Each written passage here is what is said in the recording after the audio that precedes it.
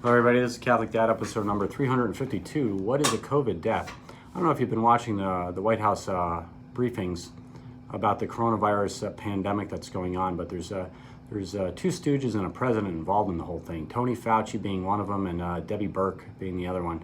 I don't know if those two are really stooges, but they certainly say some things that make me question them and their validity as physicians. So Debbie Burke says, it's like the Tony and Debbie show, by the way.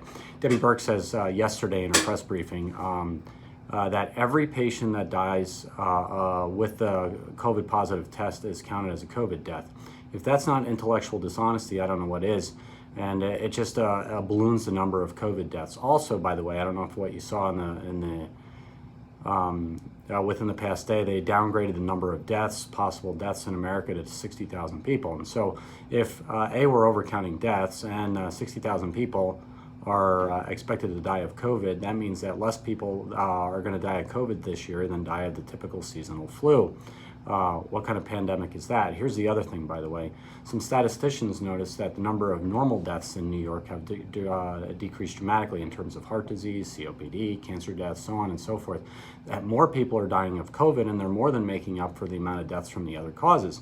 In fact, I heard, and I could be wrong about this, but I'll have to check into it, and we'll see when the data is all done, that less people are dying in New York City during this pandemic in this seasonal time of the year than have died in New York the last 3 years. What a pandemic is that?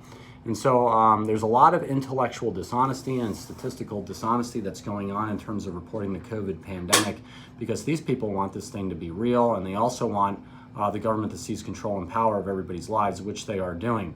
Now, here's the problem. If this turns out to be a massive faux cover-up or massive mistake, or it's not nearly as bad as anybody thinks, and the government tries to justify it, heads are going to roll. The American people are not going to tolerate that very well. And so if it is a big mistake and they over-exaggerated the problem or the threat of COVID, they better come out and say it, because that's going to make people very, very angry, and I'm not certain people are going to be happy about losing their jobs, losing all their wealth, losing their economy, bankrupting their nation, and so on and so forth. And so I just want to let you know, there's a lot of hysteria associated with this COVID virus, all of it probably unjustified, or most of it. I mean, here's the deal, by the way. Every year we have pandemics. I'm in a small little town. And the pandemic we have every year is like a flu-like illness. And the funny part about this is, like every year we act like we're super busy, and every year sometimes we have to ship people out to other hospitals because we're loaded up, our ventilators are all gone. So every year we go through what everybody has been saying is going to happen with the COVID virus. Not even close this year so far. We'll see. Maybe the surge will happen, and maybe we'll be overwhelmed. But I doubt it. And if we are overwhelmed, you know what we're going to do? We're going to come to work, we're going to care for people, and we're going to do our best. That's what we're going to do. But the hysteria over the COVID needs to stop people, because I've heard stories, by the way, that people are starting to turn in their neighbors for not wearing masks, for walking too close to them. So this is the kind of stupidity that leads to the Nazis taking power. I mean, seriously, if the government says, please turn in your neighbors for coughing and sneezing, and you do, like, what kind of neighbor are you? That's pretty horrible, you know? How about you care for each other? Stop turning people in. Stop yelling at people. It's not as bad as you think it is. Take it seriously if you must, but don't infringe upon the personal rights and liberties of everybody else. Seriously, people, it's time to slow down. Well, anyway, what is a COVID death? I don't know. Certainly, if you have heart disease, diabetes, and whatever else, and you run uphill and die, did you die of running, or did you die of all the other crap you had? Same thing. If you have a bad heart, or kidney failure, or this or that, and you get a small virus that increases your heart rate, that puts your heart into an ischemic episode, gives you an arrhythmia, and you die, you didn't necessarily die of the COVID virus. And so, therefore, I want to say the government is being absolutely, completely intellectually dishonest with the number of COVID deaths there are. You cannot say that COVID's killing all these people. The other thing we're doing with this pandemic, by the way, is really amazing. We're testing everybody for every viral test we have.